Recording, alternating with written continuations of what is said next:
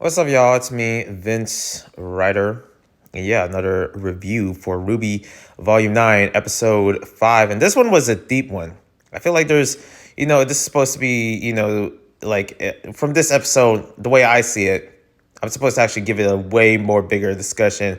Like I'm talking about Murder of Bird style, where I'm just like, live discussion and stuff like that, analysis, looking into things. But I'm not that kind of channel. I'm not a Ruby tuber, so but at the same time, I'm just like, there's just so many about it that is life changing, where it's like, oh my goodness, like this happened, that happened. So I'm gonna try my best. And again, a lot of times when I do these reviews, I freestyle it off the dome. I just talk about it the way I kind of want to talk about it, which is basically giving you a more authentic, way of me actually, or just me, like because I'm lazy, not I don't have notes and everything like that. But right now, at this moment that I just got done watching the episode, I'm just like, whoa, especially that ending with Jean revealing himself as the Rusted Knight. I'm like, what? But yeah, spoilers, by the way. I don't know. Like, that shouldn't be a surprise. It's not spoilers of the rest of the episodes, like as if like Rooster Teeth is just gonna give that away or something.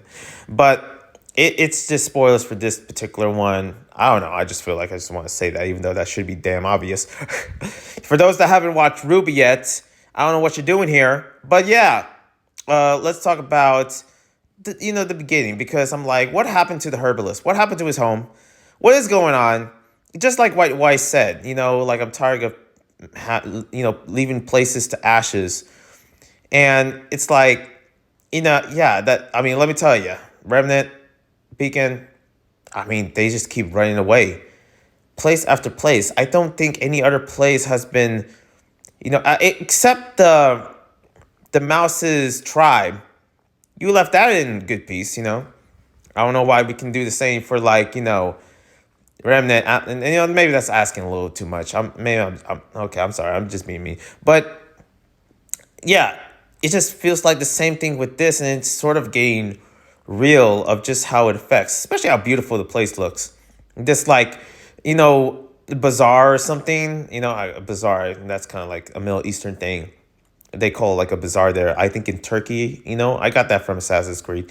I'm not Middle Eastern, so I wouldn't know. But like a shopping area, bazaar, a market, where and you see other people doing their roles of actually having to, fulfill their, I guess, duties, because that's what the Curious Cat said, something about like fulfilling your duties, and almost something about how not filling the role is like might as well be dead, or at least that's what I sort of got from. Okay, remember, I'm manifesting so many other people's reviews, so I can give you an authentic review with my style. You know what I mean? I'm not biting no one's review. I'm just really giving a good perspective through my mind. Okay, don't let me tell you, I'm not a Ruby tuber. So if I was like a very established Ruby tuber, I would give you the most authentic notes, everything. I don't got none of that. What you want from me? But the place just looks beautiful. The lights glowing, it's dark, and I like the atmosphere that it gives. I don't know why it reminds me of Frog Princess. There's just something about this place where I'm just like this. This is sort of really does feel like Louisiana. Like, what's that movie? It wasn't Frog Princess. It was some movie that sort of had the same vibe in a ways, that is based in Louisiana. But I don't know. That's sort of my mind where it's going. Just like it's a scene that reminds me of it. It's either that scene or Tangled, where they're launching the lights or something, or Kuro, the freaking Kuro and the two strings. Yeah, that's the something like that almost, even though that's like based in Japan. But this scene right here is just it kind of really shows for something this. I was really hoping that nothing bad happened, and of course I was wrong. But and it's a place where I'm like, man, I want to see more of what it is, what it has to offer. Okay, and later on they just move into, actually we saw this guy with the bird guy selling mud cookies. I thought he was going to be a big play in the show, which he might be. Might be the savior or something. And later on, they all actually come with a plan to actually, put them back to size. At least Curious Cat put it out there with the required recipe for a parfait or something. what the hell is a parfait? I don't, I'm not with that. When it comes down to French, I'm not, good with it at all. But hey, at least I call it correctly, parfait. Is that French or not? I don't freaking know. I call it a sundae. To me, it's a Sunday. You know what I mean? It's a Sunday. So like yeah, they get the freaking McFlurry Sunday with a leprechaun nose trims or something like that, and of course you have wives like no, not getting near that. I don't blame you. I don't want anything to do with nose hairs at all. Okay, that's not hot. Okay, at least wash them. Actually, don't wash them. Just throw it away. I'd rather freaking be small the whole time eating ice cream with nose hairs. Get up out of here, man. Come on now. But yeah, they're having like a nose hair sundae to actually change them back to size, and they need to find the ingredients. So a good majority of them actually went with the Curious Cat, while it's just Ruby and Little actually going on a venture on themselves to actually find the missing ingredients or something like that. And you would think that Ruby would actually have like a piece of cake of doing this. Sorry, coughs. But instead, she like struggled a bit because man, Ruby doesn't have a lot of faith. I think I said this in the last review or something, where her fate is beginning to loosen, and it really shows that. And stay with me as moving on to the episode. You're gonna understand like why I said that. Why I feel like it's gone to the deep end, where it's like, okay, yep, we lost Ruby. We're lost. We're losing her. We're losing her, and everything got dark, and this was the part where I was like genuinely scared. I was like, oh God, okay, well, this is creepy. Lights are like, wow. I don't know why, but it's such a simple concept, like turn off all the lights or everything. There's just something about this scene where it's like haunting, where it's like, it's literally dark. Where are you gonna go? If I would go anywhere, it would be like literally in the nearest shop. If the whole mall, and if I was alone, got dark out of nowhere, where it's a blackout or whatever it is, I'm going to the nearest H&M. I'm hiding inside the freaking clothing booth or the changing room. I'm crying and shrimping, crawl as a shrimp. While one of the workers are like, "Sir, are you okay?" I'm like, "No, I'm not. No, I'm not." Okay, but Ruby doesn't do that because I guess if I was in Ruby state, I would lose it in the first ep. I would just be done. I'm out here. I can't. But yeah, she goes into the this blacksmith shop or something like that. And I really thought I was going to recognize who the person of the blacksmith lady is, but I guess she is just another different kind of character, But there was a part of me where I'm like, I thought I was going to have a shock or something like, oh, snap, were you a student in Beacon? Or something like that. But no, this girl was, this tall lady was actually, hammering some butterfly wings, I guess for some kid's birthday or something. Like, hey, we're going to give them butterfly wings for birthday. Okay, it's metal. It's a new weapon. Boom. She really has a conversation with Ruby about something. Okay, again, I'm not a Ruby tutor. I'm not a professional reviewer. What do you want from me? But it was that moment of just like seeing a new weapon. Literally, this was sort of one of those scenes where I'm like, oh, I know it's real. It can't be a dream. Please don't let it be a dream. And it was a dream, okay? I was literally like really looking at that freaking...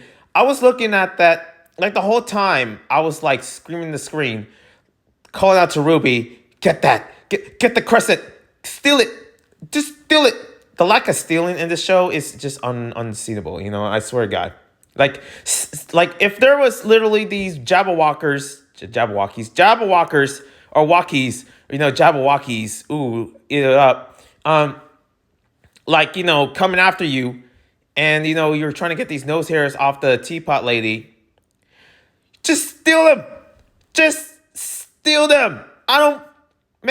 Listen, I'm not one of those people that were in the riot, okay? I'm just saying, when it comes to measures like this, you gotta steal it, And especially, I wish that Ruby grabbed that crescent. That grim crescent, okay? I know it's not crescent rose, but it's at least some crescent. And it was revealed that it was actually its mom's crescent. Well, yeah, still do it for your mom. Steal the mom's crescent. Get it, Ruby. Come on. And get up out of there. There was this whole scene where it's getting tense in the heat. Maybe that's why it's kind of like nerve-wracking. And also like the blacksmith lady, talked to both Ruby and as well as Little, having a conversation in a sense where it's like, man, I know that this was going to be something that I didn't know was going to come, but it was bound to happen at some point for this decision to go down. But there was another decision where I'm just like, well, we're done for. Okay, Ruby's gone. I can't believe it. The Crescent Rose medal. I mean, you literally just had to give that away to the teapot lady during a moment where everything is in havoc. Listen, I don't condone stealing at all. I don't. Okay, I condone stealing. Sorry, I don't. I don't. Oh, man, what's the word? Is condone the word? I condemn stealing, and I don't condone stealing. Okay, I got it right. I thought I messed up there. I'm trying to be careful here, okay? Because this review is going so far. I'm holding my coughs, and I'm trying my best to make this as a perfect steady end here, okay? Especially going towards my point. I know you don't want to steal it or something like that. The lady doesn't want it. Like this. At this point, you just have to push her and just like get up out of here. You know what I'm saying? But just steal it. Just get up out of there. You don't like the job walkers. They're gonna come after you. Okay, find another table to set this thing up. Set this Sunday and then eat it up and then back to normal. Boom, boom, boom. Which they did. They turned back to normal. But the thing is that it's not worth the trade for some freaking nose hairs. Some nose hairs. And the teapot lady was like, okay, sure, yeah. It's just like, it almost feels like the teapot lady, she could have just said like, yeah. Like if I was the teapot lady, and if you were like, like if we were Russian or something, and you see something like on my table or something like, for example, a PS5, I guess you need a PS5 to actually change back to normal. I don't blame you. I know people need to have some normalism when they actually get a PS5. MRI, PS5, come on, Sony, come on, you sponsor me. But like if you try to get this like PS5 to actually change back to normal, I would have been like, hell yeah, you just take it. Just take the PS5. Okay, I'm done. I'm out of here. I don't want to die. I don't care. If anything, I would just leave everything in the table and run. I get it. That's her business. That's her calling. I know that. I understand. I respect the hustle. But there's businesses out there that literally just left their stuff out there in the open, especially during riots and stuff like that. They're just like, nope, I'm good. I'm not going to work. I don't care what's over there. I just want to live. Nope. That's 1,000 people rushing in my store. Nah, I'm good. I'm out of there. The lady could have just really just run away. Just to save your life. And I do feel bad for the teapot lady, especially towards the end. It really made me feel like, damn. But at the same time, I still feel like, you just leave that all. And the thing is that, I don't know, I could be wrong about this scene. Remember, I only watched it one time. Is it me or just all that stuff that you just grabbed out of that, just put it back in like, the nose thing of the teapot just broke anyways. So what does that mean for the freaking Rwby emblem? That rose crescent emblem. That rose emblem, basically. That rose medal. Did it broke as well? Is that like not worth it? This scene is just like, oh, well, it's gone or something. Like, what? It's not worth the rose, Rwby. Listen, anything that, I have this thing that I have a couple things that I keep to have a remembrance of my family that passed away, not to get personal or anything, but I guess I'm getting personal. But it's something that you just cannot leave, cannot go away unless you have a picture, unless you have this and that. But for a metal emblem, for something like that, you just don't get anywhere else at all other than your own family. Ouch. When it comes down to family, those kind of like, responsibilities, those, things that you preserve within your heart, that is something, man, I'm just like, that's deep. And that was the point where I'm like, we lost Rwby. We lost her. But yeah, this whole episode just got me in shocks all the way. And the mud guy, the guy, the bird that was selling the mud cookies got into the fight and he was dead. I'm like, come on. The moment that had to happen, I know I don't care about the mud cookie bird individual, you know what I mean? But at the same time, that it was like what's gonna happen now? Is he gonna be repurposed? Like, is she's just dead? He's basically freaking chicken wing stop now for the Jabberwocker. Okay, I'm sorry. I don't know who the guy is. Okay, I'm sorry. But my cookies, you could have been done more. There is so, and now we get into moving on as they all rush together, and pretty much that's when like the rest of the night show up to save the day. Listen, I already knew that Jean was in that mask. I knew that when I think I said it before in my last review, I knew that Jean was under that mask. I knew it. Under that helmet. And I was right. I was like, yep, that's him, all right. But there were so many questions like, what happened to Juniper? What happened to the rest? Like Nora and like, I already forget the other name. But man, like it's just the rest of them, the rest of Juniper, and we see Jean. There's a part of me where I don't want to know, but I have to know. I have to know.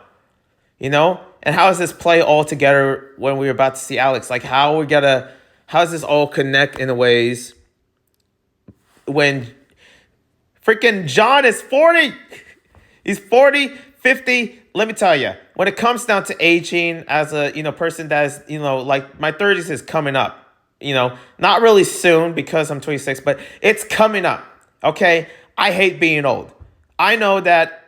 Maybe that's a little expectations. Maybe it's just me. Maybe it's me. Maybe it's me. Maybe I'm not married yet in age 26. Okay, yeah, it's me. But at the same time, when age really plays something when it comes down to like where you're at in life. This was the part where I literally just want to hug Jean. I just want to hug Jean. I'm about to get emotional. God, I want to hug Jean so much knowing that like I don't know what happened to you, buddy. I don't know how we're going to get you back. I miss you, homie. Okay, I think about the rest, like hearing all of them. I'm just like, God damn it. Man, this episode, man, I swear to God. But it's just like, what is really going to happen to the rest? Sean was here the whole time. He was here like certain years. Like you would think it would be the same age. Could this mean it could be Jean's dad or something? Like, I don't know. I don't know any of that. But the fact that it's John, older John, shocked me. I was like, come on now. Like, I know it didn't shock me. I was expecting a young John, like normal freaking John. Didn't expect 40-man-old John with a beard. But, it's like, well, what does this mean, though? Are you going to come back to Vacuo? Are we ever going to come back to Vacuo? The heart, here's the thing. Selling the heart away, a.k.a. Ruby's metal rose from her mother, Jean turning old. Is this the final volume? Is this it? Is volume 10 the season? Could that be the series finale? I don't want to know. I can't hold this together, man. I swear. Because the whole time, just like, you can't be serious. Like, it can't end like this. Like, we're not going back to Remnant. We're not going back to Vacuo. Like, what's going to happen now? Could this be the moment? And especially Rwby losing hope. I feel like Rwby. I feel like I'm losing hope. I don't know what I'm saying. But, we still got a couple more episodes. But the fact that it's episode 5, we're in the tail middle, is crazy to me. Time moved this fast. Why am I not healed? Why is this sickness coming into me while I'm trying to review? Like, it was literally 3 weeks ago. Like, I was sick. And I am still. But yeah, what episode, what a season this is. I am so curious for the next one. I am really curious about the reactions because, come on, like I can't take all this, If John aged, did Team Rwby age at all? They have to have aged. They have to. Don't be coming up here and telling me like, oh, they're still teens. Hell no, they ain't. Yang has to be at least 22. I'm sorry. They're matured. They grown. Even though they haven't grown within their thoughts when it comes to mental health wise, especially surrounding Rwby, I know they grown. And is that a sign of they're already coming into like the tail end of the series. I don't want to know that. That's another conversation. Other than that, thank you guys for watching my review of my craziness with tears and everything. This freaking review was an episode for me. You're the whole time. Usually with all these other episode reviews, I was like, yeah, so we're gonna, the review. And now I'm just like, I'm just yelling off my throat out here. Anyways, one love and a peace.